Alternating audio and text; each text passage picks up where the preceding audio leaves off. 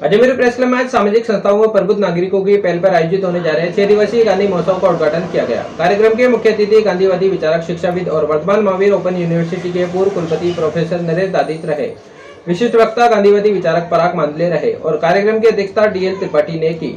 Press club के अध्यक्ष doctor Ramesh Agarwal ने मुख्य अतिथि नरेश दादिच का, पूर्व अध्यक्ष प्रताप संकट ने पराग मांदले का और राजबिहारी गौड़ ने DL त्रिपाठी का माला पहनाकर स्वागत किया। कार्यक्रम की शुरुआत सभी पधारे हुए अतिथियों और अजमेर प्रेस क्लब के अध्यक्ष डॉक्टर रमेश अग्रवाल द्वारा महात्मा गांधी की तस्वीर के समक्ष दीप प्रज्वलित कर की गई।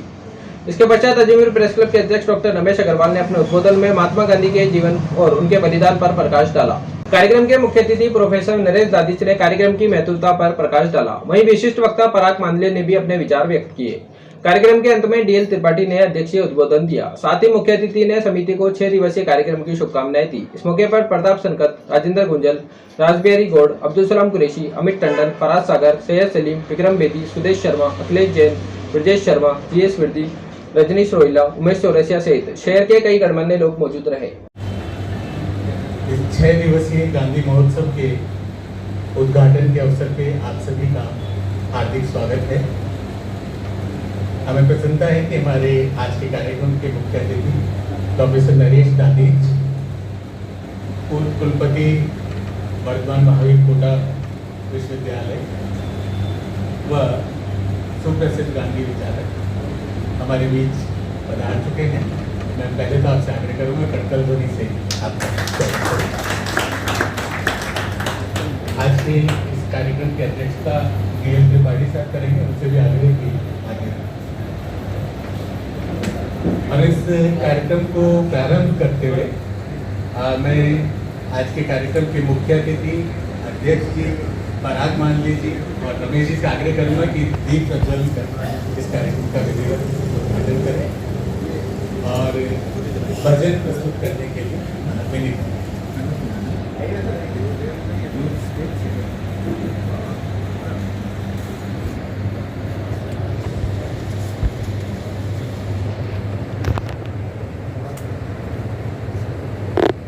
वैष्णव जन तो तेने कहिया जब पीड़ पराई जाने रे। वैष्णव जन तो तेने कहिया जब पीड़ पराई जाने रे। पर दुखे उपकार करे तोय, पर दुखे उपकार करे तोय, मन अभिमान न आने रे।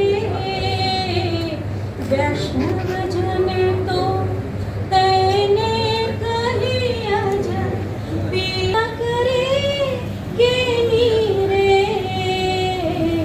वाचताक्ष मन निश्चय राखे, धन धन जननी तेनी रे।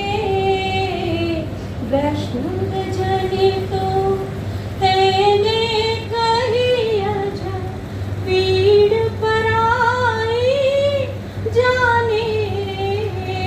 पीड़ पराई जाने रे। वैष्णव जन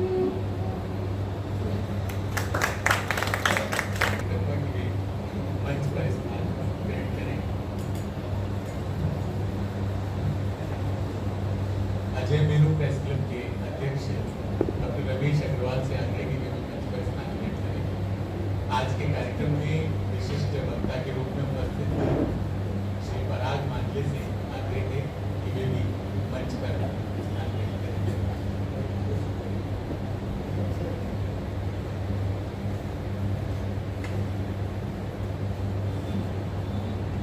हमें प्रसन्नता है कि हमारे आग्रह पर हमारे बीच प्रोफेसर नरेश दादिच जयपुर से विशेष रूप से बता रहे हैं। मैं आपका स्वागत करने के लिए डॉक्टर रमेश अग्रवाल से आग्रह करूंगा कि आपका माल्यार्पण स्वागत।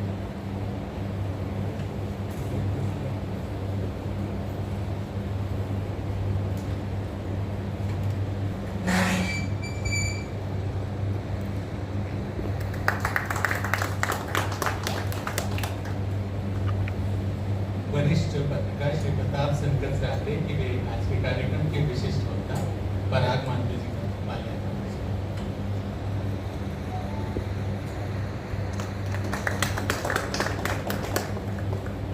आज के कार्यक्रम की अध्यक्षता हम सभी के वरिष्ठ साथी और हमारे प्रेरक व्यक्तित्व डी.एल. त्रिपाठी जी कर रहे हैं।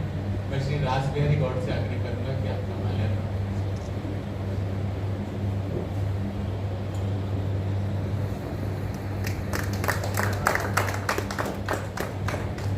मित्रों, गांधी महोत्सव एक इस सोच के साथ हम मनाने जा रहे हैं कि गांधी जिस तरह से दुनिया के हर व्यक्ति के लिए महत्वपूर्ण है, तो दुनिया का हर व्यक्ति गांधी के होने को सेलिब्रेट कर सके। उत्सव का अर्थ भी सेलिब्रेशन है, तो गांधी का होना हमारे जीवन के लिए उत्सव है। उस उत्सव में गांधी को सीखते हुए, गांधी को समझते हुए, उपयोग करते हुए और आने वाली दुनिया के लिए और आज के समय के लिए गांधी कितने महत्वपूर्ण है, इस सब को जब तक हम उसका होना खुद एक सेलिब्रेशन नहीं मानेंगे अपने भीतर से, तब तक वो किताबी रह जाएगा। तो इस दृष्टि से एक सोच बनी कि अजमेर की संस्थाएं, अजमेर के सक्रिय नागरिक मिलकर गांधी पर विचार करना और गांधी के बातों को जन जन तक ले जाने का प्रयास करें। और इसी क्रम में अजमेर प्रेस क्लब के अध्यक्ष डॉक्टर रमेश अग्रवाल जी ने इसमें धुरी की भूमिका निभाते हुए इसको लीड किया कि हाँ, इस काम को हमें करना हम सब की ज़रूरत है। मैं डॉक्टर रमेश अग्रवाल को आमंत्रित करूँगा कि वे आएँ और इस कार्यक्रम से जुड़ने वाले सभी लोगों का स्वागत करें। मुख्य अतिथि आदरणीय नरेश जी दादीज, भाई पराग मानगे, डी.एल. त्रिपाठी साहब, यहाँ पधारे हुए अजमेर के सभी प्रबुद्धजन, गांधी महोत्सव समिति और अजमेर प्रेस क्लब परिवार के सभी साथियों, जैसा कि भाई अनंत ने अभी बताया कि कुछ समय पहले इस कार्यक्रम की भूमिका बनी थी और हमारे कुछ साथियों ने, अनंत भाई, रासबिहारी जी, गुंजल साहब और प्रेस क्लब के बहुत सारे साथियों ने बातों बातों में इस बात की ज़रूरत महसूस की थी कि गांधी पर कोई बातचीत बहुत ज़रूरी है। और देश का जो माहौल है, जो अभी विस्तार से चर्चा होगी, नरेश जी भी आपको बताएंगे, आज के परिप्रेक्ष्य में इसकी बहुत महती ज़रूरत महसूस की जा रही है। इसे ही ध्यान में रखकर ये कार्यक्रम आयोजित किया गया और बहुत सीमित संसाधनों के बावजूद सभी के सहयोग से ये 6 दिवसीय ये कार्यक्रम आयोजित हो पाया। सभी साथियों ने मिलकर इसमें सहयोग किया। आज प्रेस क्लब में इसका इनॉग्रेशन है। अगले 4-5 दिन तक स्कूलों में कार्यक्रम होंगे। इस समिति के ही बहुत सारे हमारे प्रबुद्ध साथी स्कूलों में जाकर इस बारे में चर्चा करेंगे और छोटे छोटे बच्चों में गांधी के बारे में, उनके बारे में जो वास्तविक जानकारी, जो सही जानकारी, उनके व्यक्तित्व के बारे में वो जानकारी देंगे। और 2 तारीख को माध्यमिक शिक्षा बोर्ड के सभागार में पूरे दिन के लगभग कार्यक्रम होंगे। दिन में सर्वधर्म सद्भाव सम्मेलन का भी वहाँ आयोजन किया गया है। शाम को एक भाई रासबिहारी ने नाटक जो लिखा है, गांधी जिंदा है, उसका मंचन भी होगा। हमारे साथियों की टीम है वो भी। और इसी दिन भाई गौरव दुबे के संयोजन में एक कवि सम्मेलन का भी आयोजित किया गया है, जो महात्मा गांधी को समर्पित। तो जैसा कि मैंने अभी निवेदन किया कि गांधी की आज बहुत चर्चा किए जाने की, बातचीत की जाने की बहुत ज़रूरत महसूस की जा रही है। पूरे देश का जो माहौल की भी बात हो रही थी, आज पूरे देश में इस बात की ज़रूरत महसूस की जाने लगी कि गांधी को लेकर लोगों ने सस्ती लोकप्रियता पाने के लिए ही सही, लेकिन गांधी को की आलोचना करने, उनको गाली बकने और इसको एक पैशन सा समझ लिया है। और इसमें कोई हर्ज नहीं। देखिए, लोकतंत्र है, यहाँ पर किसी की भी आलोचना करने का, किसी की भी समीक्षा करने का, किसी के भी कामों का लेखा जोखा देखने का सबको अधिकार है, होना भी चाहिए। लेकिन सबसे बड़ी जो दुखद स्थिति ये है कि गांधी को जाने बिना, गांधी को पढ़े बिना, गांधी के कृतित्व को जाने बिना उनके बारे में कुछ कहने का अधिकार किसी को कैसे दिया जा सकता है। इस बारे में कोई गुरेज की बात नहीं है कि गांधी की भी आलोचना की जाए, उनकी भी समीक्षा की जाए, लेकिन उनको जान तो लें। और इसी मकसद से ये आयोजन करने की भूमिका बनी। गांधी के बारे में आज कहा जाता है कि एक जुमला सा चल पड़ा लोगों के बीच में कि मजबूरी का नाम महात्मा गांधी। बड़ा अजीब सा जुमला है। ये वो लोग कहते हैं जो कि गांधी को जानते नहीं। गांधी को जिन्होंने पढ़ा है, जिन्होंने जाना है, उनके कार्यों को देखा है, तो महात्मा गांधी उनकी अहिंसा जो जिसको लेकर उनकी आलोचना होती है, अहिंसा किसी कमजोर की अहिंसा नहीं थी। गांधी की अहिंसा जो थी एक मजबूत व्यक्तित्व की अहिंसा थी, आत्मबल की अहिंसा थी, सत्य की रक्षा के लिए सत्याग्रह था। तो सब के जो टूल्स जो गांधी जी ने अपनाए उस समय की एक व्यावहारिक जरूरत थी। उन्होंने महसूस किया कि हिंसा अपनी जगह ठीक है, देखिए सत्य की लड़ाई के लिए हिंसा भी की जाए तो उसको इतना बुरा नहीं कहा जा सकता, लेकिन माहौल ऐसा नहीं था कि उसमें अहिंसा का सहारा लेकर कोई सफलता प्राप्त की जा सके। 1857 का परिणाम देश देख ही चुका था। गांधी ने भी उसका अध्ययन किया था। उन्होंने भी जाना था कि इतने बड़े देश के अंदर लोगों को ताकत के बल पर इकट्ठा करके संगठित करके और अंग्रेजों की जो सैन्य ताकत थी उसका मुकाबला नहीं किया जा सकता, और उसका मुकाबला करने के लिए कुछ स्ट्रेटजी बनानी पड़ेगी, और वो स्ट्रेटजी ही गांधी की नीति बन गई। गांधी ने कोई अपनी तरफ से कोई वाद नहीं चलाया, उन्होंने कोई नीति नहीं बनाई, उन्होंने कोई दर्शन नहीं दिया। उन्होंने भी टॉल्स्टॉय, रस्किन और गीता और महाभारत और इनको पढ़ के वहीं से ही उन्होंने ज्ञान प्राप्त किया। उसी को इस देश के परिवेश के अंदर उसको इम्प्लीमेंट करने का उन्होंने प्रयास किया, और इसमें वो काफ़ी हद तक सफल भी रहे। अहिंसा का मार्ग जो उन्होंने अपनाया उसके पीछे भी देखिए बहुत एक व्यावहारिक सोच थी। अहिंसा की दो सबसे बड़ी दिक्कतें होती है। एक तो हिंसा की सबसे बड़ी जो दिक्कत होती है, सबसे बड़ा तो क्या, हिंसा को एक बार शुरू करने के बाद नियंत्रित किया जाना बड़ा कठिन है।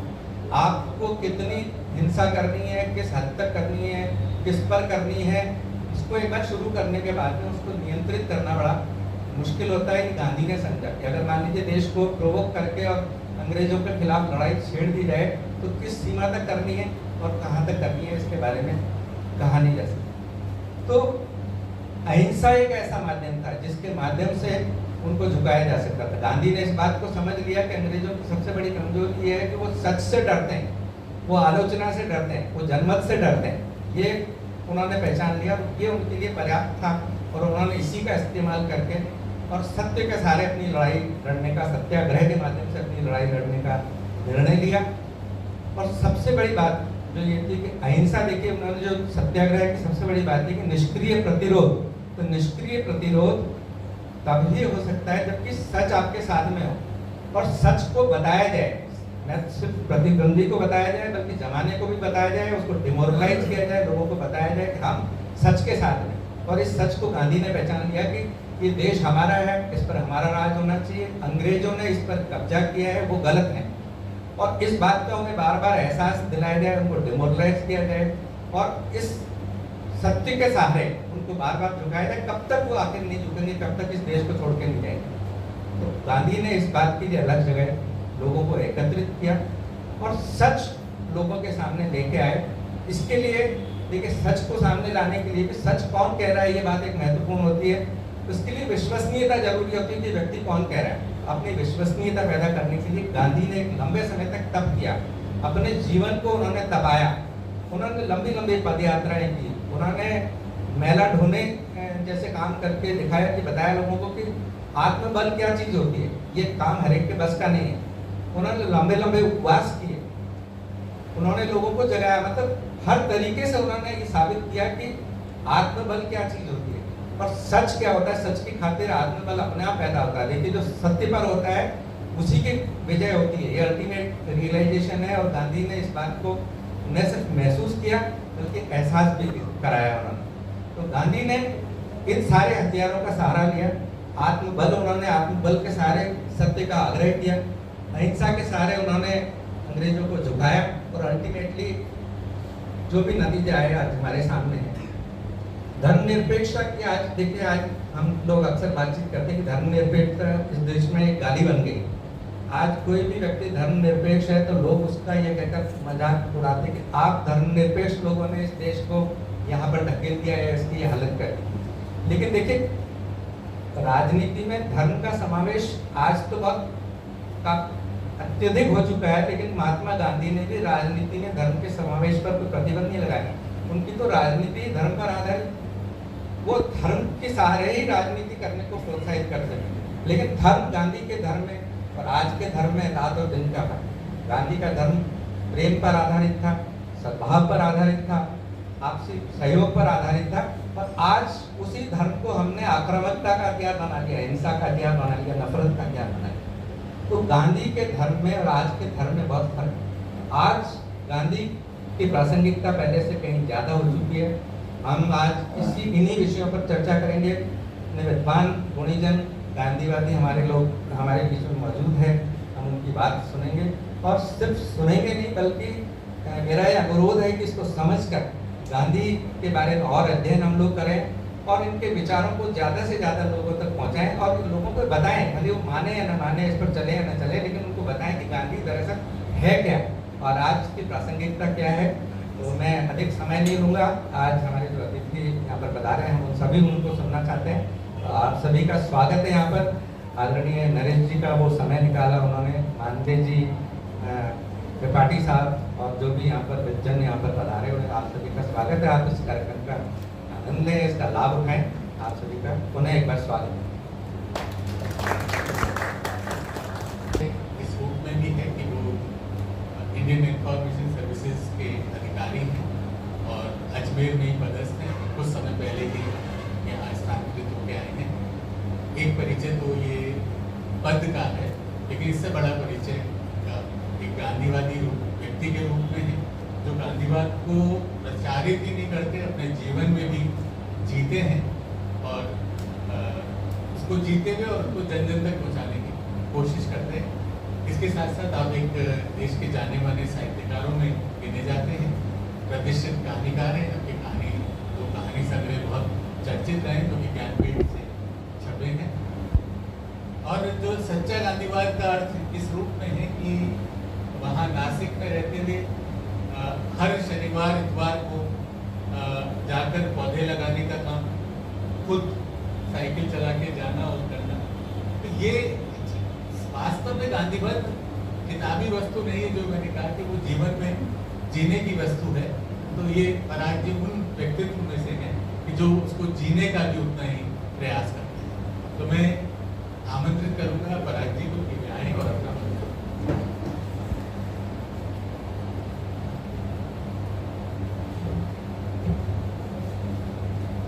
इस सभा, मुझे लगता है कि यहाँ पर जितने लोग उपस्थित हैं उनमें अधिकांश से मैं छोटा हूँ, कुछ ही लोग होंगे जिनसे बड़ा होऊंगा।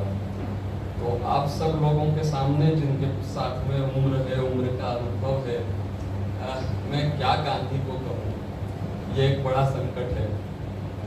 लेकिन ये होता है कि बड़े लोग जो होते हैं वो बच्चों का भी प्रोत्साहन किया करते हैं, वो कुछ सुना देते हैं तो उसमें भी खुश होते हैं। तो वैसे ही मेरा ये जो बाल प्रयास होगा, आप लोग भी उतने ही स्नेह से मैं जानता हूँ कि आप सुनेंगे, मेरा उत्साह बढ़ाएंगे। एक दूसरा संकट और है मेरे सामने कि गांधी पे बोलना बहुत सरल भी है और बहुत कठिन भी है। सरल इसलिए है कि गांधी बेसिकली वो जो तुलसीदास की एक पंक्ति है ना, हरि अनंत हरि कथा अनंता, वैसा है। आप जीवन के किसी भी हिस्से को चुन लीजिए, गांधी जी के जीवन के किसी भी हिस्से को चुन लीजिए और उसमें इतना कुछ मौलिक होता है, इतना कुछ बात करने को होता है कि आप किसी एक पक्ष के ऊपर भी घंटों बात कर सकते हैं। इसलिए गांधी पे बोलना बहुत सरल भी होता है, लेकिन कठिन इसलिए हो जाता है कि वही एक मुद्दा है कि गांधी का व्यक्तित्व इतना व्यापक है, इतना बहुआयामी है और जीवन के इतने पक्षों पे वो लागू होता है, उनके विचार जो है वो इतने लागू होते हैं कि आप एक छोटे से 15-20 मिनट में किस चीज को समेटे और किस चीज को छोड़ दें, ये एक बहुत बड़ा संकट होता है। तो इन दोनों संकटों से जूझते हुए मैंने सिर्फ एक, जैसा अभी बात हुई और जो लगातार, क्योंकि इस कार्यक्रम के आयोजन के संदर्भ में भी जो चर्चा हो रही थी उसमें से भी निकल के आ रही थी कि आज का ये जो समय है, हम सब जानते हैं बहुत विषय समय है, विषम समय है। और इस समय में सिर्फ भारत के लिए नहीं, भारत के संदर्भों में हम विशेष रूप से कह सकते हैं, लेकिन पूरे विश्व के संदर्भों में अगर हम बहुत ईमानदारी से देखें तो हमको ये समझ में आता है, गांधी नहीं लेकिन गांधी विचार जो है, वो विचार जो गांधी ने अपनी परंपरा से हासिल करके, एक सर्व समावेशक दृष्टि से हासिल करके और उसमें प्रयोग करके, अपने जीवन को एक प्रयोगशाला बना के उसका जो सार दुनिया के सामने रखा है, उसके अलावा इस दुनिया को बचाने का कोई दूसरा मार्ग नहीं है। कम से कम मैं तो अपनी छोटी सी बुद्धि में इस बात को लेके किसी तरह का मुझे संदेह नहीं है, किसी तरह की दुविधा नहीं है। इस दुनिया में बहुत विचारक हुए हैं, गांधी से बड़े विचारक हुए हैं, लेकिन जिस तरह से जीवन के हर हिस्से को, इस संसार के हर हिस्से को गांधी छूते हैं, उस पर विचार करते हैं, उस पर एक मौलिकता से कोई उपाय रखते हैं इस दुनिया की समस्याओं को लेके, इतनी व्यापकता किसी एक विचारक में आपको नहीं मिलेगी। तो अब आज के समय में क्यों गांधी जरूरी है, आज के समय में गांधी पे बात करना क्यों जरूरी है, मैं बहुत 2-3 मुद्दों पे ही अपनी बात सीमित रखना चाहूंगा। और उन 2-3 मुद्दों में से भी मैं नहीं जानता कि इस समय सीमा के भीतर कितना जो है संभव हो पाएगा, तो जितना संभव होगा मैं उतनी अपनी बात रखने की कोशिश करूंगा। सबसे पहला मुद्दा जो आज की तारीख में हम सब सोचने, विचारने, लिखने, पढ़ने वालों के लिए चिंता का विषय है, और वो है कि इस देश में जिस तरह के सांप्रदायिक विद्वेष का माहौल तैयार हो गया है, उसका सामना किस तरह से किया जाए। और यह देश का दुर्भाग्य है, इस देश का यह दुर्भाग्य है कि हम नागनाथ सांपनाथ में से किसी एक को चुनने के लिए इतने मजबूर हो चुके हैं, विकल्पों को खड़ा करने की जो हमारी उर्वरा शक्ति है, हमने उसका इस तरह से नाश कर दिया है कि जिन लोगों का इतिहास सांप्रदायिक विद्वेष का रहा है, चाहे उनका चेहरा किस तरह का भी हो, हम उन्हीं में आज की इस समस्या का समाधान देखने की कोशिश कर रहे हैं। मुझे किसी का नाम नहीं लेना है, किसी पार्टी का, किसी व्यक्ति का नाम नहीं लेना है, लेकिन अगर हम इतिहास की तरफ, पिछले बहुत समय के इतिहास की बात नहीं है, 20, 30, 40 सालों के भी इतिहास को देखें या आजादी के बाद के 75 सालों के इतिहास को निरपेक्ष ढंग से देखें, तो इस देश में ये जो सांप्रदायिकता का इतना बड़ा उद्वेग हो चुका है, उसकी जड़ में वो कौन सी नीतियां थी और वो किसकी नीतियां थी, इसके बारे में भी हमको ईमानदारी से सोचना होगा। हमको उस धर्मनिरपेक्षता, ये जो शब्द जिसको बार बार उपयोग किया जाता है, उसके बारे में भी सोचना होगा। धर्मनिरपेक्षता मुझे लगता है कि बहुत खराब शब्द है। अगर हमको गांधी की तरफ देखना है, गांधी के बारे में, गांधी ने क्या किया, मैं ये कहता हूं हर तरह से, मैं दोनों चीजें कहता हूं कि गांधी से बड़ा हिंदू इस देश में कोई नहीं था, और दूसरी बात, गांधी से ज्यादा सर्वधर्म समावेशी व्यक्ति इस देश में कोई दूसरा नहीं था। और ये दोनों चीजें गांधी साथ में कर सके थे। हमको यही चीज एक बार देखना होगी। हमने प्रगतिशीलता को धर्म से कट जाने को समझ लिया है कि अगर हम धर्म से कट जाते हैं तो हम प्रगतिशील है। हमको धर्म से नहीं कटना है, हमको धर्म के आडंबरों से कटना है। धर्म के नाम पे जो दुकानें चलने लगती हैं उनसे कटना है। कोई भी धर्म हो, इस दुनिया का कोई भी धर्म हो, जब उसकी शुरुआत होती है उसके उद्देश्य बहुत व्यापक होते हैं, बहुत उच्च होते हैं। निश्चित रूप से हमको ये समझना होगा। तो धर्म को हम नफरत की दृष्टि से देखेंगे, हम विद्वेष की दृष्टि से देखेंगे, हम उसको पर्याय रखने की दृष्टि से देखेंगे, तो हम ना तो धर्म को समझते हैं, ना धर्म निरपेक्षता को समझते हैं और ना गांधी को समझते हैं। आपको गांधी को समझना होगा। उनका दिन शुरू होता था प्रार्थना से, 4:30 बजे की प्रार्थना से उनका दिन शुरू होता था। गीता उनके लिए पूरे उनके सारे प्रयोगों की सबसे बड़ी किताब थी, प्रेरणा देने वाली। राम का नाम वो आखिरी समय तक ये कहते रहे, जिस समय जो आखिरी समय वो दिल्ली में गुजार रहे थे अपना, उस समय उन्होंने मनुबेन को एक चीज कही थी कि अगर कोई मुझे गोली मारे, ये शब्द थे उनके, कि अगर कोई मुझे किसी सभा में गोली मार दे और वो गोली खाने के बाद भी मेरे मुंह से अगर राम का नाम निकले, तो तुम दुनिया को ये कहना कि ये सच्चा संत था या सच्चा साधक था। और अगर ऐसा ना हो तो तुम निश्चित रूप से ये कहना कि ये बहुत बड़ा ढोंगी था, क्योंकि मेरी सारी साधना का सार इसी चीज में है कि जिस समय कोई अगर मुझे गोली भी मार दे तो भी मेरे मुंह से किसी प्रकार की पीड़ा, किसी प्रकार की घृणा, किसी प्रकार का द्वेष ना व्यक्त हो, बल्कि वो जो एक जिसकी साधना मैं करते आया हूं उस ईश्वर का नाम मेरे मुंह से निकले। वो ये गांधी है। और वो ये गांधी वही गांधी हैं जो नोआखली या बिहार में, जबकि पंजाब में और बड़े पैमाने पे बिहार में भी जब पूरी सेना असफल हो जाती है सांप्रदायिक दंगों को खत्म करने के लिए, रोकने के लिए, उस समय यही गांधी नोआखली में जाके वहां के सांप्रदायिक विद्वेष को दबाते हैं।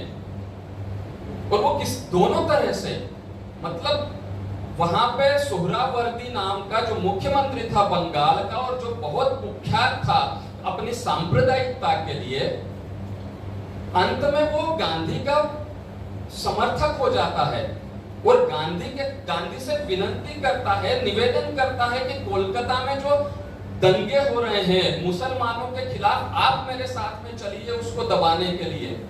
और उसके बाद में जब नोआखली में गांधी जाते हैं हिंदुओं के खिलाफ होने वाली घटनाओं को रोकने के लिए, तो वो पूरा साथ देता है और उसके बाद भी उनके साथ में रहता है। तो ये जो बदल देने वाली जो चीज है किसी व्यक्ति के भीतर के विद्वेष को, वो कब आपके भीतर आती है? जब आप उस धर्म को समझते हैं, उस धर्म के मूल तत्वों को समझते हैं। हम धर्म के मूल तत्वों को समझे बिना सिर्फ धर्म का विरोध करके हम इस देश में बदलाव नहीं ला सकते, ये हम लोगों को समझ लेना होगा। और ये देश की बात नहीं है, पूरी दुनिया में भी आप समझ लीजिए धर्म बहुत गहरे धंसा हुआ है। वो अच्छा है या बुरा है इसके ऊपर बात नहीं करने का कोई अर्थ नहीं है। अच्छा बुरा हर चीज में होता है, लेकिन वो बहुत गहरे धंसा हुआ है। और अगर उसको हम समझेंगे नहीं, उसकी जो मूल चीजें हैं उसको बाहर नहीं लाएंगे, हम उसकी अच्छाइयों को लोगों के सामने नहीं रखेंगे, तो उसकी बुराइयों को लेके चलने वाले ही हावी होंगे। और यही पिछले 75 सालों में इस देश में हुआ है कि धर्म का वो स्वरूप हावी हो गया है जो वास्तव में धर्म का स्वरूप नहीं है। सीधी सी एक परिभाषा जो मैं समझा हूं, जो गांधी मानते थे, वैष्णव जन तो तेने कहिए जब पीर पराई जाने रे। एक सीधा सा सिद्धांत है, एक सीधी सी कसौटी है कि धर्म, किसी भी धर्म की कोई भी बात अगर एक व्यक्ति और व्यक्ति के बीच में विद्वेष करने को प्रवृत्त करती है तो आप उसको नकार दीजिए। यह सीधी सी कसौटी है। इस एक कसौटी पे हम क्यों नहीं लोगों को यह समझाते हैं कि हमको धर्म को देखना चाहिए। लेकिन आज हम राम के नाम पे जो मर्यादा पुरुषोत्तम कहे जाते थे, खून करने में कोई हिचकिचाहट महसूस नहीं करते हैं और गर्व महसूस करते हैं। हम खून करते हैं, हम बलात्कार करते हैं, और अगर किसी वजह से उनको सजा हो भी जाती है तो जब वो छूट के आते हैं तो उनका स्वागत करते हैं। ऐसा देश हमने बना दिया है। और इसलिए बना दिया है क्योंकि उस धर्म की जो सही व्याख्या होनी चाहिए, वो व्याख्या करने का जो हमारा कर्तव्य था हमने छोड़ दिया और ऐसे लोगों के हाथ में दे दिया जिनको धर्म के नाम पे अपने व्यक्तिगत स्वार्थों को साधना है, व्यक्तिगत सामूहिक आप जो भी कह लीजिए उसको। वो गांधी थे लेकिन उसके लिए साहस चाहिए। वो साहस क्या हम में है? आज हमारे यहाँ पे बहुत दुख के साथ में हम ये कह सकते हैं कि हमने धर्मनिरपेक्षता मतलब क्या समझ लिया है कि एक पक्ष की हर चीज का विरोध करें और दूसरे पक्ष के हर किसी भी चीज का विरोध ना करें, क्योंकि वहां पे हम धर्मनिरपेक्ष नहीं साबित होंगे। आज साहित्य में भी यही है, समाज में भी यही हो रहा है।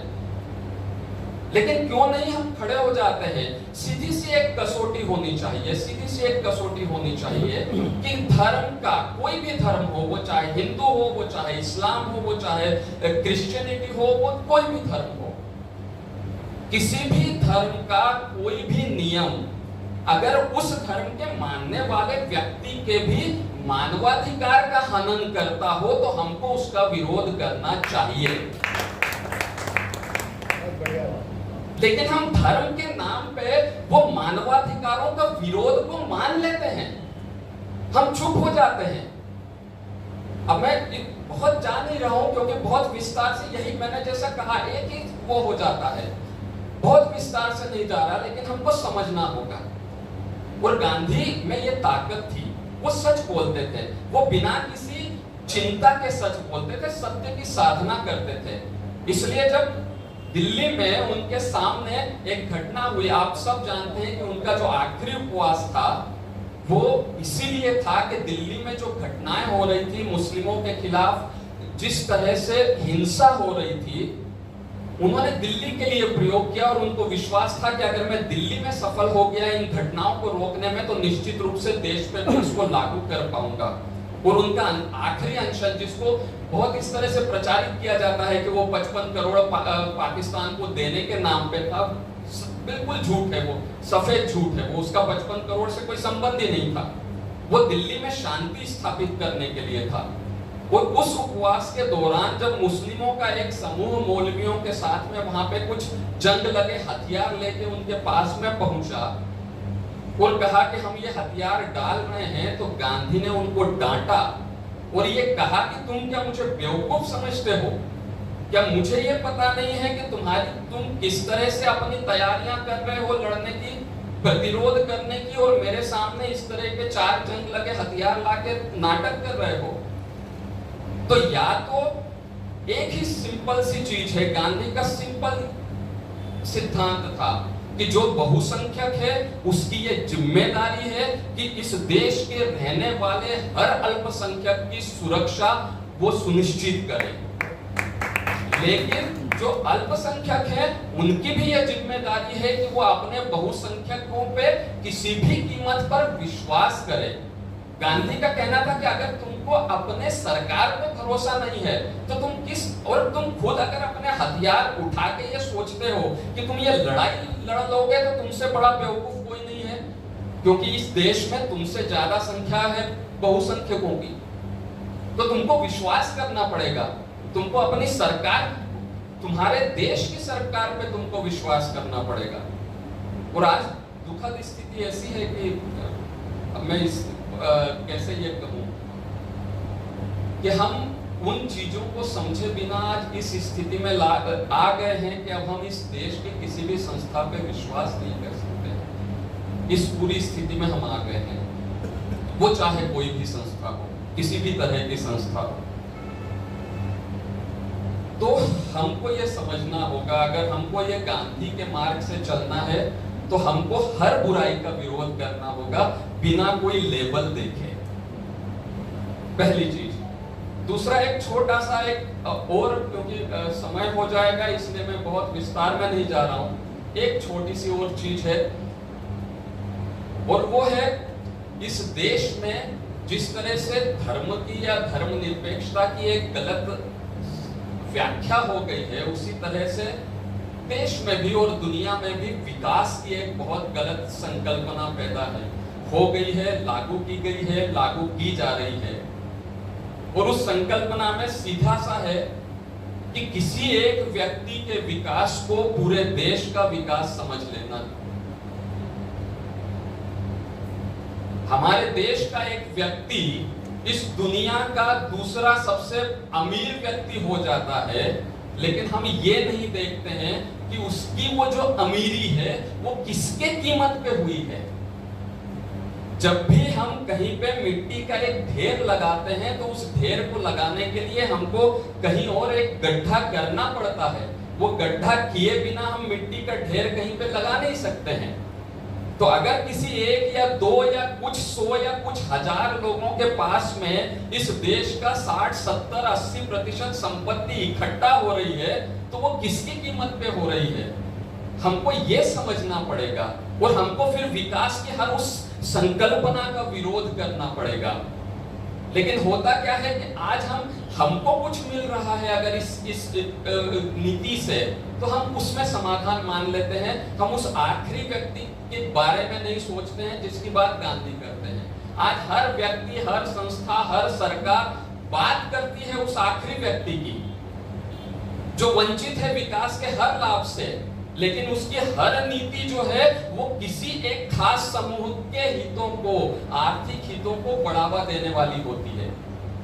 वरना 8 साल में कोई एक जो है 50वें नंबर से सीधे दुनिया के दूसरे नंबर का अमीर नहीं बन जाता है। इतना आसान नहीं होता है ये। दूसरी चीज हमको ये भी समझना होगा कि गांधी आप किस चीज को चाह रहे हैं। आप देश के हर व्यक्ति को खुशहाल देखना चाहते हैं, या ये देश जो है वो आज 5वीं सबसे बड़ी अर्थव्यवस्था है उस पर खुश होना चाहते हैं। इस दुनिया के जो सबसे खुशहाल देश हैं, जहां पे सच में खुशियां हैं, है ना, जो आनंद है, जहां प्रसन्नता है, वो फिनलैंड है, वो स्वीडन है, वो भूटान है, न्यूजीलैंड है। एक अर्थों में ये 3-4 देश जो हैं वो सबसे पहले 5 देशों में आएंगे जहां खुशहाली है।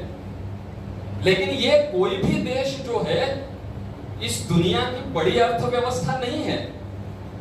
तो सवाल ये है कि आपके देश में जो संसाधन है उन संसाधनों का उपयोग आप अपने देश के तमाम लोगों के हित में किस तरह से कर रहे हैं।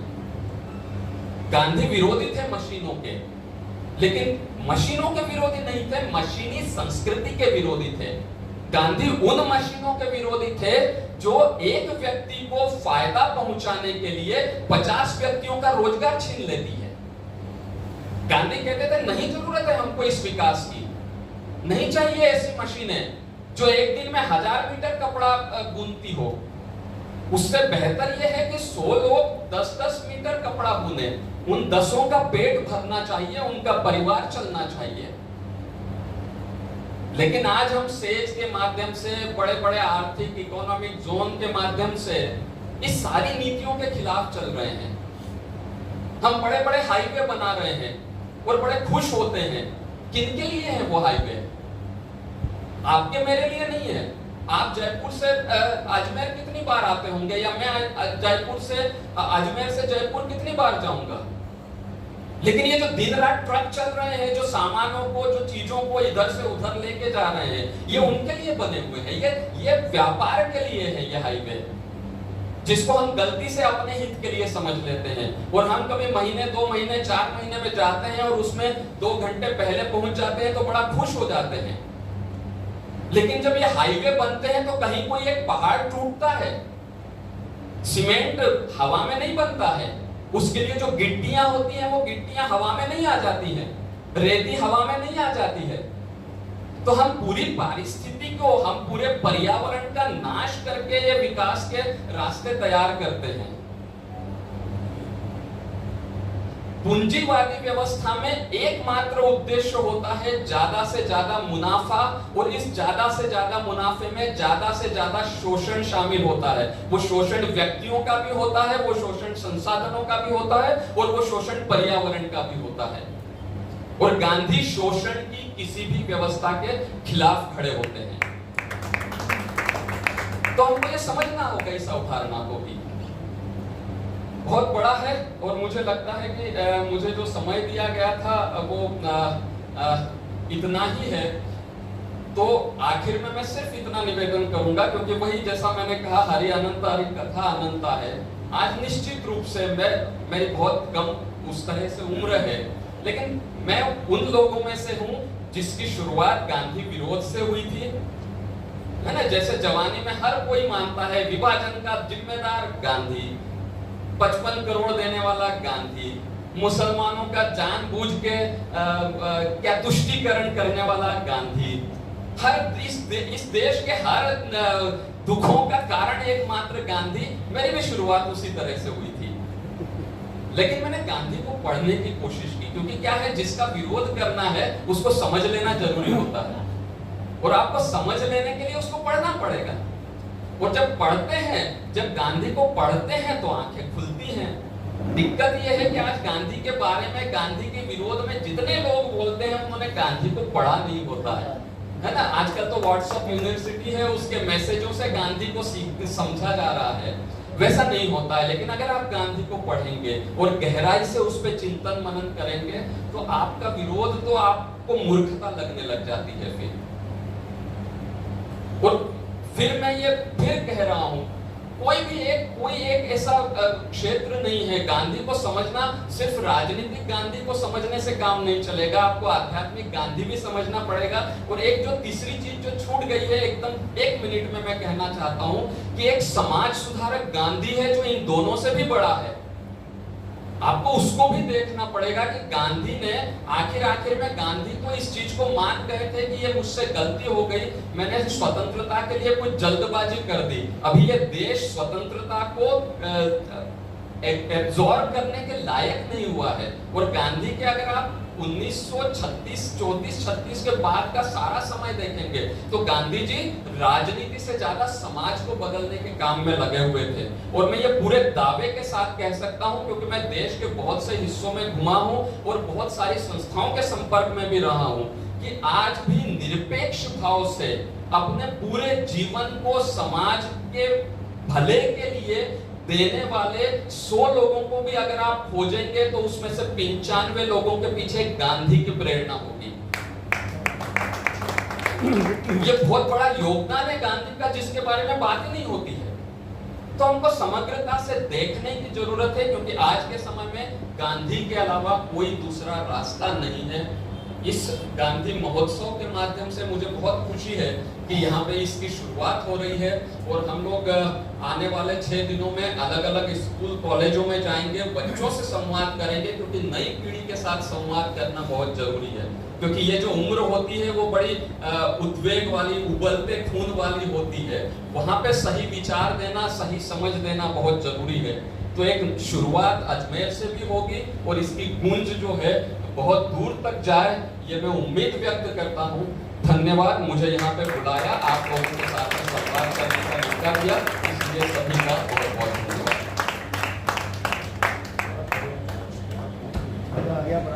फर्क है कि हम जिस दिशा में बढ़ रहे हैं उस दिशा में बढ़ना हमारे लिए एक अच्छे रास्ते पर हम पहुंच पाएंगे और एक अच्छी मंजिल तक पहुंच पाएंगे। मित्रों, डॉक्टर नरेश दालीच पॉलिटिकल साइंटिस्ट हैं। सुरेश कुमार जी, हेमंत साहब,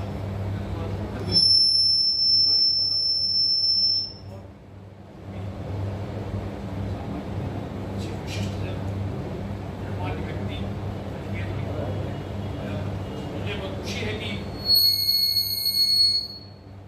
गांधी पूर्व कार्यक्रम बहुत होते हैं, लेकिन एक जनता के द्वारा आयोजित किया गया कार्यक्रम एक विशेष स्थान होता है। सामान्यतः गांधी के कार्यक्रम दिल्ली में विश्वविद्यालय में, किसी कॉलेज में, जैसा आनंद जी ने बताया था कि स्थान तो आपका ये प्रेस क्लब है, लेकिन इसमें बहुत सी लोगों का सहयोग जनता की तरफ से भी आयोजन किया जाता है और 6 दिन का आयोजन किया जा रहा है। और मैं शुभकामनाएं देता हूँ कि आयोजन सफल हो।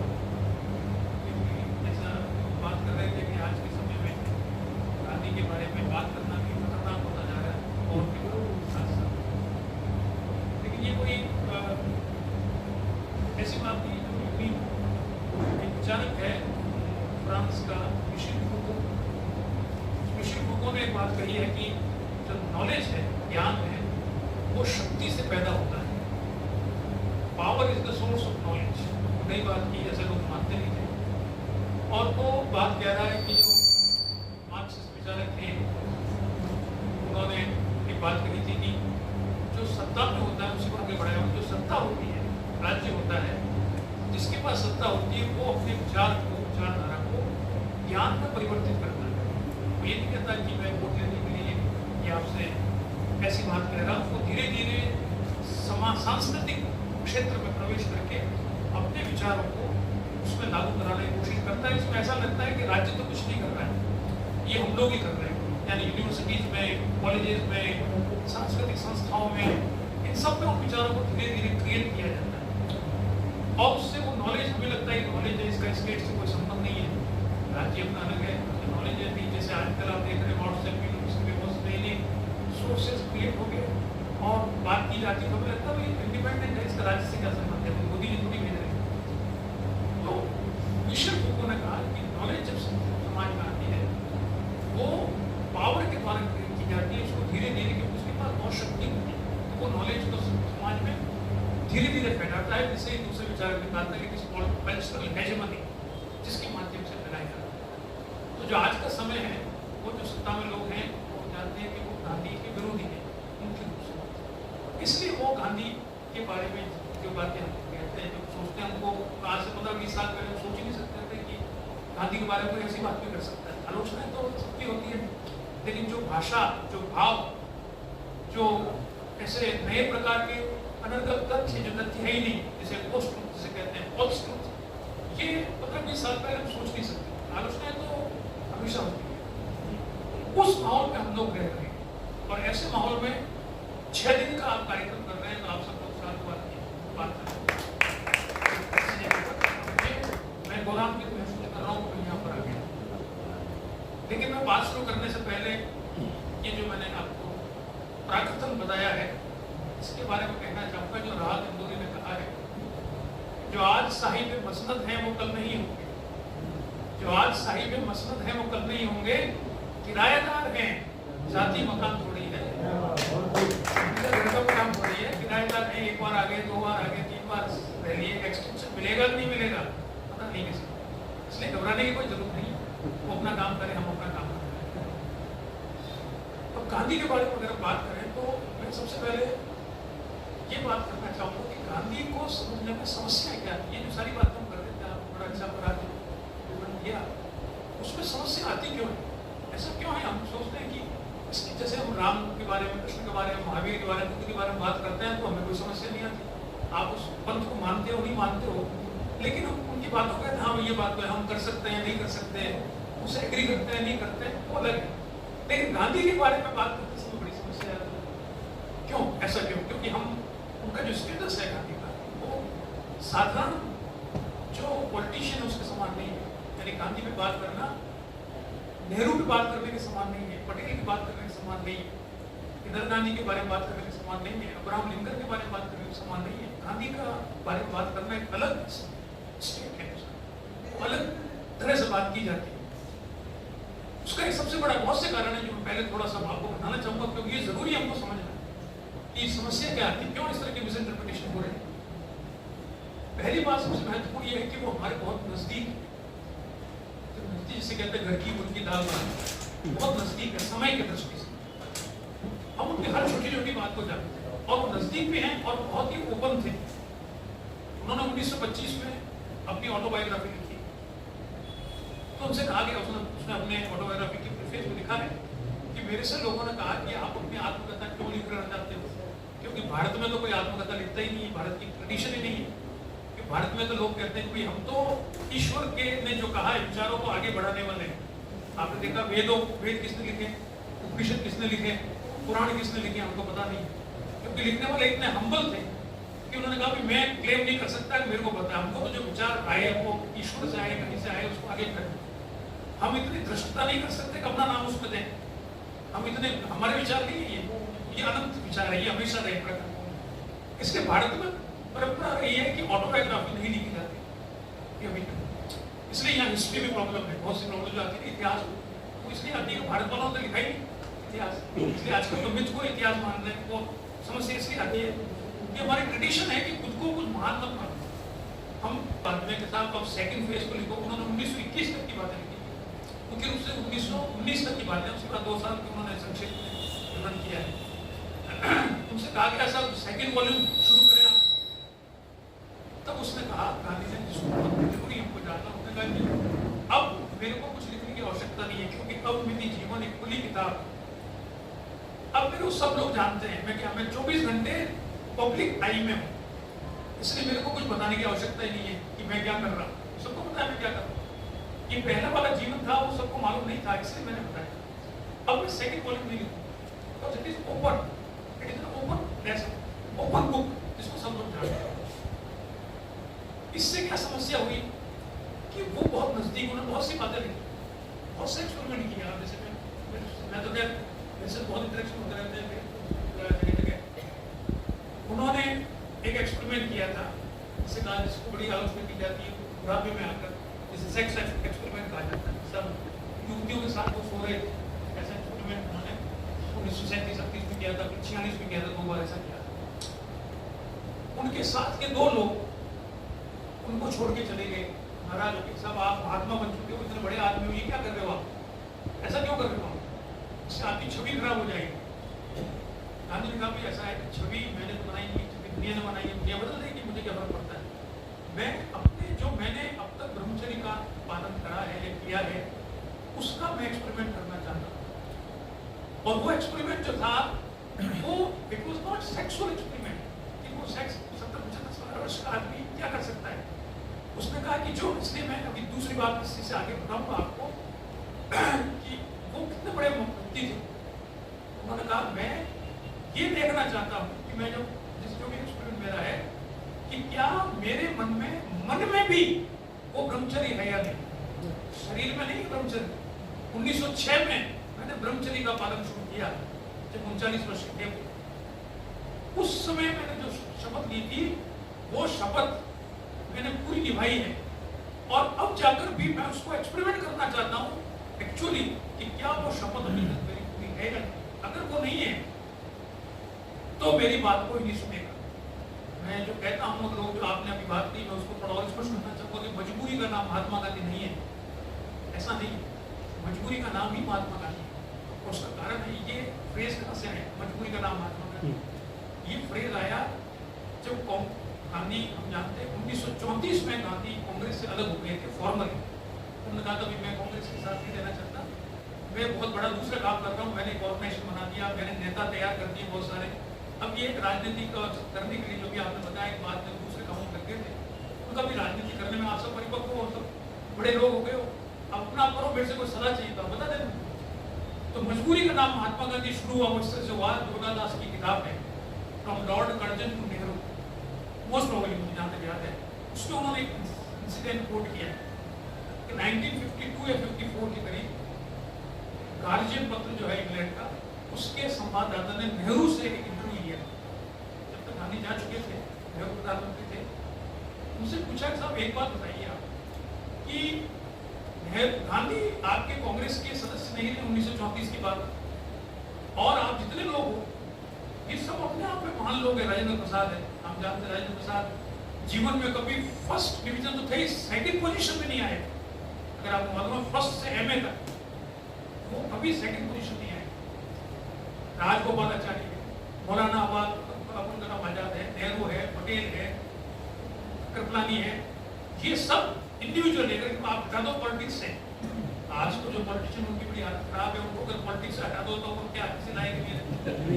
आप उसे पूछो क्या करते हैं। तो कल आप ध्यान होगा वो चिमिन जब यहाँ आए थे, जो वहाँ के प्रधान राष्ट्रपति थे, तो वो चिमिन जब यहाँ आए 50s में, तो उन्होंने मंत्रियों से मुलाकात कराई, तो उन्होंने कहा आप क्या करते हो, उसका जीवन मंत्री तो वो तो और करते क्या हुआ, मैं तो पॉलिटिक्स करता हूँ। पॉलिटिक्स करता हूँ, घर कैसे चलता है, उसको समझ में नहीं आया। हो ची मिन ने कहा मैं राष्ट्रपति हूँ, मैं तो 2 घंटे मेरे खेत में काम करता हूँ, मेरे घर को कैसे चलाऊँ, बीवी बच्चों क्या खिलाऊँ, उसको समझ नहीं आया। भारत में आदमी पॉलिटिक्स करता है तो उसको काम करने की जरूरत नहीं। ये तो अब जो स्थिति हम सब लोग जानते हैं उसके बारे में बात नहीं करें, लेकिन उन्होंने कहा कि आप सब लोग इतने महान लोग हो जो अपने आप इंडिविजुअल, आप राजगोपालाचारी को देखिए, आज भी हम आपको आजकल बहुत ही मिथ के ऊपर किताबें लिखी जा रही है, नई प्रकार की काम को लेकर, कृष्ण को लेकर, उसको डिस्टॉर्ट करके मॉडर्न टेक्स्ट में। उससे जो बच्चे पढ़ते हैं तो वो, मैंने बच्चों को डांटा, मैंने कहा ये किताबें देवीदत्त पढ़ता है, आपको पता नहीं कौन कौन है, मैंने कहा इनको मत पढ़ो, सब डिस्टॉर्शन। ये बड़ी नई तरह की चल रही है कि जो भी पुराना हुआ है उसको वैज्ञानिक तरीके से सिद्ध कर, क्या कर रही है? धर्म विज्ञान का हिस्सा है नहीं, संस्कृति विज्ञान का हिस्सा नहीं है। हर व्यक्ति में रेशनल एलिमेंट होता है, कुछ इरेशनल एलिमेंट होता है, थोड़ा सा 80% तो रेशनल होता है, 20% इरेशनल भी होता है। ये जो पार्ट है, धर्म है, संस्कृति है, ये इरेशनल चलना है, ये प्रॉब्लम है, ऐसा है, ये वो ये कह रहा है, ये कह मुस्लिम लीग ये कह रही है, क्या करें? तो गांधी ने सब सुना थोड़ी देर, फिर उसने कहा अच्छा वो क्या है कि बकरी को दूध निकालने का टाइम हो गया, तो वहां जाकर उसमें चल दी। अब वो जो बाकी सब तो चुपचाप बैठे थे, ठीक है, वो जो नया आदमी कांग्रेस वर्किंग कमेटी का था, उसने कहा आप ये क्या बकवास कर पाए, हम इतने पूरे देश की समस्या लेके आए, इतनी बड़ी पूरी 22 से बात करनी है, जिन्ना से बात करनी है, वो करनी है, देश का क्या हो रहा है, और ये कह रहा बकरी का दूध, ये क्या बताएंगे आप? इट नो होता नेहरू ने कहा सब नया है, घंटे भर बात हुआ है, और गांधी ने कहा हाँ ये जो आप कह रहे हो इसमें से तीसरा है ना, ये ऑल्टरनेटिव है, ये वाला सही है मेरे हिसाब से, बाकी आप तो उठ के चलते हैं, तीसरा ही करना है। उसने एक उदाहरण दिया, तो उसने कहा मैं आपको बताता हूँ गांधी के पास हम क्यों जाते थे। इसलिए जाते थे कि जब हम ये डिक्लेयर करते थे पब्लिकली, नेक्स्ट डे वो निर्णय बड़ा कांग्रेस ही चाहती है, और हम ये कहते थे गांधी जी ने कहा है, तो सारी पब्लिक उसको मानती थी बिल्कुल सही है, करना है। और हम ये शब्द नहीं लिखे कि गांधी जी ने कहा है, तो कहते यार डाउट है, उनको पूरी जनता को, भारतीय जनता को, हम पर तो फिर भी डाउट हो जाता है, सब इसका हमारा कोई स्वार्थ होगा। गांधी ने कहा है तो उनको ये सबको क्लियर है कि उनका स्वार्थ नहीं है, गलत हो सकता है निर्णय, ह्यूमन डिसीजन होते हैं, गलत हो सकता है, उसका परिणाम कुछ और हो सकता है, लेकिन सबको पूरा विश्वास है कि गाइडेंस जो होते हैं, वाक्य होते हैं, उनको हम रिकॉग्नाइज करते हैं हमारे एकेडमिक फील्ड में। एक तो होता है we should be logically consistent, अगर कोई कह रहा है लॉजिकली कंसिस्टेंट है तो मानते हैं ठीक है, इसको बहस ये बहस के लिए एग्री होगी, और इट इज एम्पिरिकली प्रूव या फैक्ट्स वेरीफाइड हो तो हम कह सकते हैं बात हो सकती है, चाहे वो लॉजिकली प्रूव नहीं लगे लेकिन वेरीफाइड हो, इसको वेरीफाइड किया जा सकता है। जैसे कई बार जैसे एक्सीडेंट होता है, कहीं पर एक्सीडेंट होता है तो हम कहते हैं साहब ये तो लेफ्ट में जा रहा था, दूसरा कह रहा था मैं भी लेफ्ट में जा रहा था, तो एक्सीडेंट कैसे हो गया? It is not logically possible, हम लोग झूठ बोल रहे हैं, तो एम्पिरिकली आपको प्रूव करना पड़ेगा साहब कौन कहां पे था, तो it is not logically consistent but empirically you have to prove. ऐसे कई उदाहरण दिए जा सकते हैं, तो दो ही तरह के सेंटेंस होते हैं फिलोसॉफी माने जाते हैं जिन पर बात हो सकती है, या तो लॉजिकल हो और या एम्पिरिकली प्रूव्ड हो, इसके अलावा जो बात होती है उसको कहा जाता है बुलशिट। बुलशिट बड़ा ऐसा लगता है शब्द कि बुलशिट बड़ा इंपॉर्टेंट शब्द है, किताब में फ्रैंकफर्ट ने किताब लिखी है, उसका मैंने रिव्यू किया था, ऑन बुलशिट, किताब फिलोसोफर की 75 पेज की और वो बेस्ट सेलर हुई। बुलशिट का मतलब क्या होता है कि जब 17वीं सेंचुरी में जब इंग्लैंड में जब इंडस्ट्रियलाइजेशन शुरू हुआ था, तब जो इंडस्ट्री में लोग जाते थे और फिर वो फैक्ट्रियों से कॉफी बार आते थे, तो घर जाने से पहले वो कॉफी हाउस में रुकते थे, कोई थोड़ा रिलैक्स हो जाए, 8 घंटे काम करके आए, 10 घंटे काम करके आए। ये चाय तो बाद में आई थी, भारत में आया, उसके बाद से चाय इंग्लैंड में गई है, तो वो चाय बढ़ गई, पहले कॉफी हाउस में सब देखा। आदरणीय मांडले साहब, रमेश जी साहब, आनंद जी साहब, एवं उपस्थित सभी महानुभाव, इतना ज्ञानपूर्ण वक्तव्य सुनने के बाद मैं नहीं समझता कुछ और कहा जा सकता है। सबसे पहले तो मैं गांधी महोत्सव समिति को धन्यवाद देता हूं और आभार व्यक्त करता हूं कि इन्होंने इसको आज जरूरी समझा, आज के माहौल में, कि गांधी को याद किया जाना चाहिए, गांधी को पढ़ा जाना चाहिए, गांधी की शिक्षाओं पर अमल किया जाना चाहिए।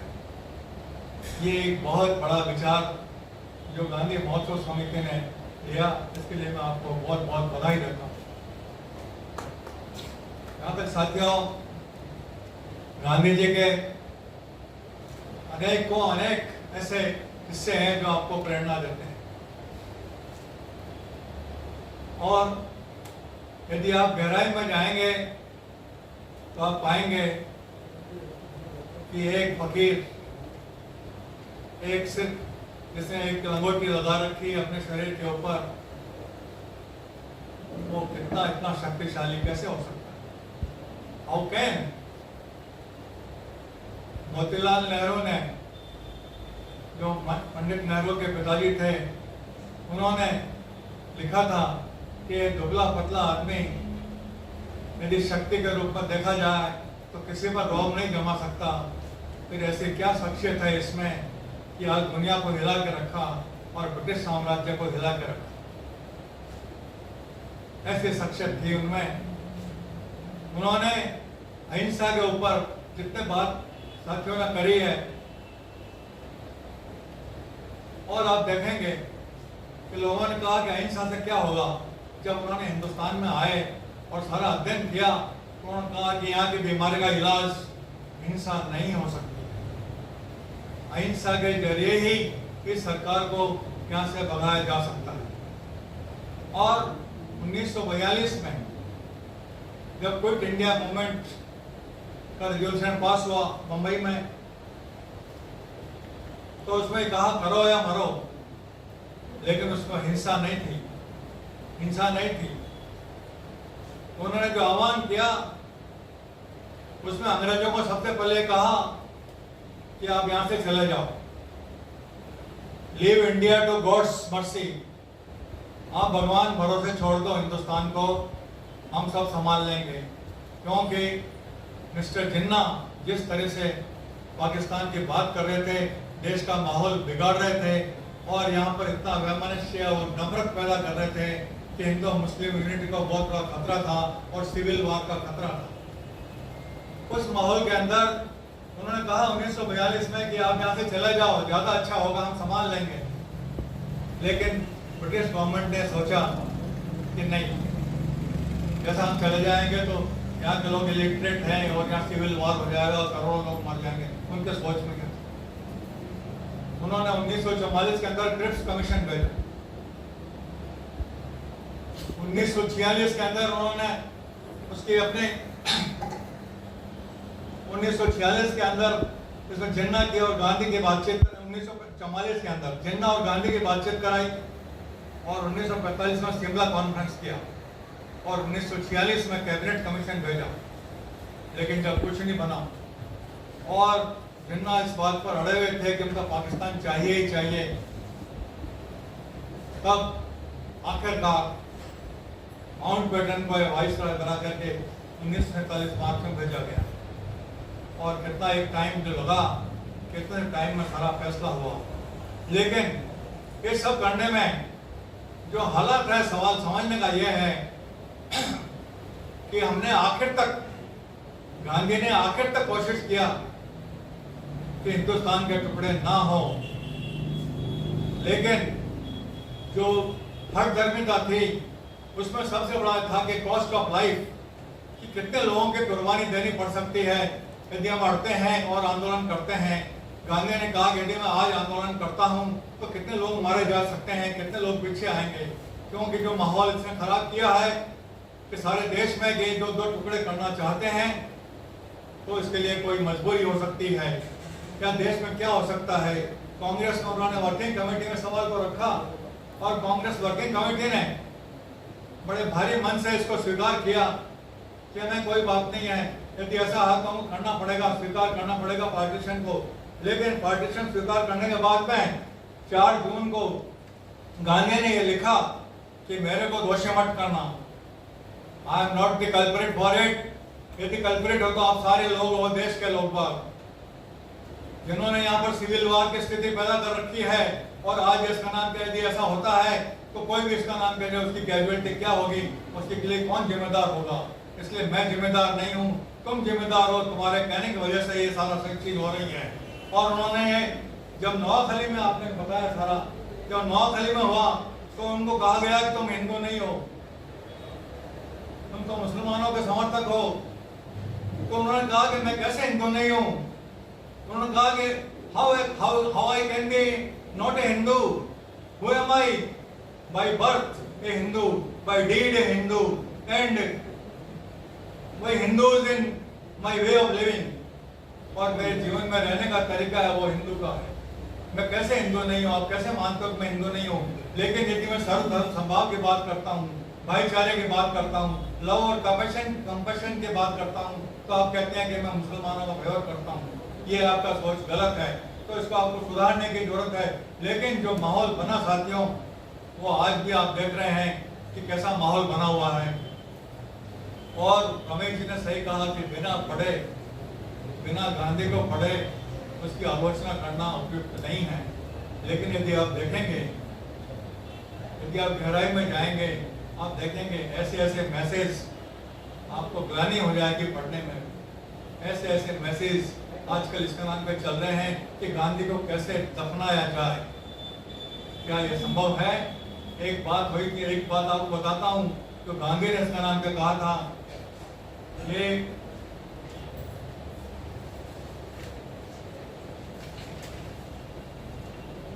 1968 के अंदर अमेरिका में मार्टिन लूथर किंग जूनियर का गोली मारी गई। तब गांधी ने उनसे कहा कि they feel they have killed you. Now you can never be killed.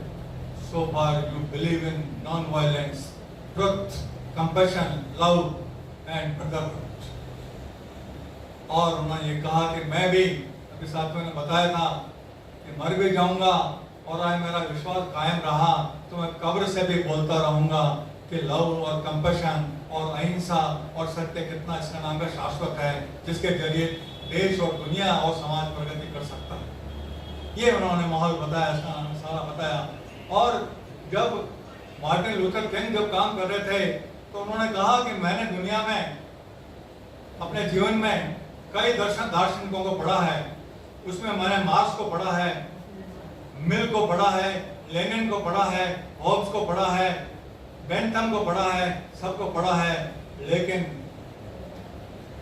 जो मैं मानता था कि क्राइस्ट ने हमको एक ध्येय दिया है, एक मिशन दिया है, लेकिन आज ये मैं कह सकता हूँ कि इस मिशन पर पहुंचने का रास्ता, मार्गदर्शन गांधी ने मुझे कराया।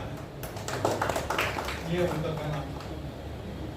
ऐसे माहौल में साथियों, जो आज बात है हमारे साथ में कि वो जो शाश्वत है वो उनकी विरासत है। वो क्या है कि हम सत्य अहिंसा आदर्शों के लिए गांधी को स्वयं को हम जो इसका नाम क्या याद करते रहेंगे हमेशा के लिए। और साथियों, एक और बात आपको बताना चाहता हूं मैं कि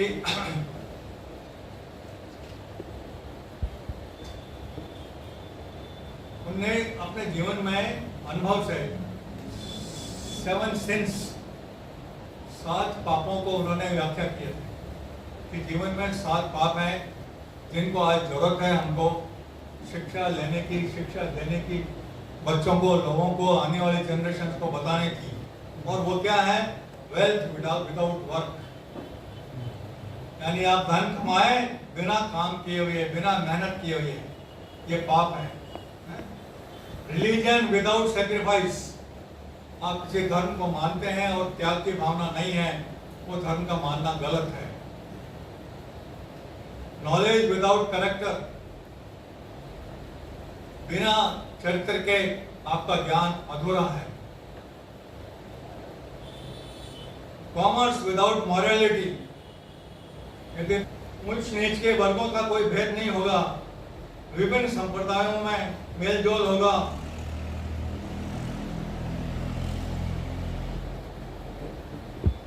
गरीबों, शिक्षितों और धनवानों का कोई वर्चस्व नहीं होगा कि वो सारी सत्ता पर आकर बैठ जाएं और शोषण करते रहें।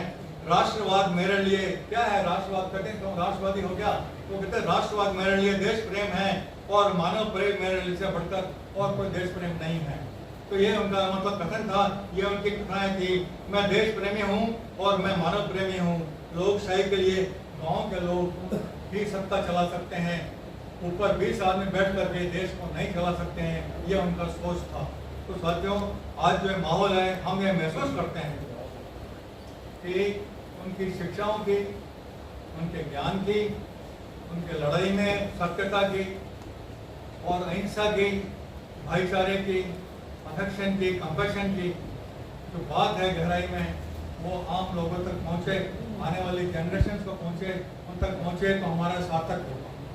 क्योंकि जब तक हम ये बात पहुँचाएंगे नहीं बच्चों के पास में, अगली जनरेशन तो पता ही नहीं उनको, वो तो सारा माहौल में गाइड हो रहे हैं, उसमें चल रहे हैं, मोबाइल पर जो आ गया उसको चल रहे हैं, बहुत गंदा आदमी काम है। तो हम जब तक उसको क्रॉस नहीं करेंगे अपने ज्ञान से, अब जगह जगह प्रचार प्रसार से, हमको बहुत बड़ी शक्ति की आवश्यकता है इसके लिए भी, और उसको करेंगे तो हम समझते हैं कि एक हमारा काम जो है सार्थक होगा और गांधी को जो शाश्वती है और शाश्वत रहेगा, उसको हम आगे बढ़ा पाएंगे। बहुत बहुत धन्यवाद साथियों, आपका। जैसा आयोजन की पूर्व भूमिका में भी कहा गया, मैं कुछ चीज़ों को और वापस दोहराना चाहूँगा कि 6 दिन के आयोजन के पीछे हमारी सोच ये है कि हम ज़्यादा से ज़्यादा लोगों तक पहुँचे। एक आयोजन बड़ा करके हम उसमें 200-300 लोगों को इकट्ठा कर सकते हैं, वो वह भागीदारी नहीं दे सकता जो छोटे छोटे आयोजन दे सकते। इस दृष्टि से हमने विभिन्न महाविद्यालयों और विद्यालयों से संपर्क किया और कल से ये सिलसिला 4 दिन तक चलेगा और हम करीब 11 संस्थाओं में अलग अलग व्यक्ति जाकर वहाँ गांधी पर युवा परिसंवाद करेंगे। और मैं ये भी कहूँ कि यूँ ये परिसंवाद प्रारंभ भी हो चुका, लेकिन सोफिया कॉलेज में 2 दिन पहले ही इसका आयोजन हो गया, उनके पास स्थिति आगे अवेलेबल नहीं थी, तो हमने इसको 24 से शुरुआत कर दी है। कल के आयोजन में टर्निंग पॉइंट स्कूल में और फाजा मॉडल स्कूल में कल आयोजन है। परसों medical college, JLN medical college में और गवर्नमेंट गर्ल्स कॉलेज में आयोजन है। और 30 तारीख और 1 तारीख को तीन संस्थाओं में आयोजन है, जिसमें सेंट स्टीफन स्कूल, मयूर school, Vivekananda model school, Mahatma Gandhi school शामिल। तो इस तरह से हम करीब 11-12 संस्थाओं तक इस रूप में पहुंच रहे हैं। और पराग जी, जिन्हें आपने सुना, राजबिहारी गौड़ और डॉक्टर सुरेश अग्रवाल इसमें वक्ताओं के रूप में जाकर बात करें। तो ये सिलसिला हम इसको आगे तक भी चला सकते हैं, क्योंकि यह भी नहीं जरूरी कि गांधी पे चर्चा हम गांधी जयंती या पुण्यतिथि पर ही करें और अपने काम को खत्म करें। तो ये जिस तरह से अगर बातचीत का सिलसिला आगे तक जाएगा तो हम बहुत कुछ सार्थक कर पाएंगे। 2 तारीख तक गांधी को वर्तमान परिप्रेक्ष्य में देखते हुए लिखा गया है और युवाओं से एक तरह से आज के समय से संवाद करता हुआ है। उसके लेखक राजबिहारी गौड़ हमारे बीच मौजूद हैं और निर्देशन राजेंद्र सिंह और योगी जॉर्ज कर रहे हैं, जो कि अपना थिएटर से जुड़े हैं। राजस्थान साहित्य अकादमी की ओर से एक कवि सम्मेलन का आयोजन किया जा रहा है, वो भी सद्भावना पर आधारित कवि सम्मेलन है। ये भी पहला प्रयोग है और गौरव दुबे इसका संयोजन कर रहे हैं। तो मेरा आप सभी से आग्रह है कि इन आयोजनों से ज़्यादा लोगों को जोड़ने का प्रयास करें और तभी हमारी चर्चा, आज की चर्चा भी सार्थक हो पाएगी और इस बात को ज़्यादा लोगों तक लेकर और कार्यक्रम के अंत में नेहरू प्रेस क्लब के महासचिव राजेंद्र गुंजम से आग्रह करता हूँ कि वे आए। धन्यवाद। अनुभाव, आज आप हम सभी के बीच में गांधी के बारे में सुना। पूरा जीवन राजनीतिक विज्ञानी के रूप में जीने वाले गांधीवादी विचारक, शिक्षाविद गणेश जी दादी, सिर्फ आप हम सब लोगों के संवाद करने के लिए आज जयपुर से सफ़र करके अजमेर पहुँचे हैं। अब वापस जाएंगे भी। आज पूरा दिन उनका एक तरह से इसी में लग गया, इसलिए कि इनका अजमेर आना सार्थक तभी होगा जबकि जितने लोग यहाँ हैं वो गांधी के बारे में जो कुछ ये सोचते हैं, युवा देश का युवा क्या सोचता है गांधी के बारे में, वो अपने पराग की मांझने का सुना और आपने देखा होगा कि युवा वो नहीं सोच रहा है जो एक शब्द इस्तेमाल किया गया है गांधी साहब से और गांधी द्वारा व्हाट्सएप यूनिवर्सिटी। ये व्हाट्सएप यूनिवर्सिटी के समय काल परिस्थिति के हिसाब से हम लोग कई बार गढ़े लेते हैं, हमारे आसपास के लोग गढ़े लेते हैं और ये शब्द जो है वो एग्जीक्यूटिव एडिटर हैं रवीश कुमार जी, उन्होंने इस छवि को गढ़ा है और वो आज पूरे देश भर में इतना उम्र के इस पड़ाव में भी आज भी हमारे भी खाते हैं, सक्रिय रूप से भाग लेते हैं और एक तरह से यूँ मानते हैं ये जवाब के लिए कहा कि गांधी को पूछने वाले वो लोग हैं जिन्होंने गांधी को पढ़ा लिखा और ये इसी बात को आगे नरेश जी गांधी से पढ़ा के आगे बढ़ाया 1975-76 में तक। उसमें IAS में एक पेपर हुआ करता गांधी एक फिलोसॉफी, वो क्यों होता था? इसीलिए कि जो हमारे देश के प्रशासन चलाने वाले अधिकारी हैं वो प्रशासन चलाने से पहले गांधी के दर्शन को जाए और देश में जो बदलाव आया गांधी की प्रासंगिकता आप इसी बात से महसूस कर लें कि जिन लोगों ने जीवन भर गांधी को गालियाँ दी, जीवन भर कोसा, आज वो गांधी की जय जयकार कर रहे हैं, चाहे वो दिखावा हो या वास्तव में ये एक अलग बहस का मुद्दा हो सकता है, लेकिन हमारे ज्ञानवर्धन किया। एक बार पुनः हार्दिक आभार और धन्यवाद।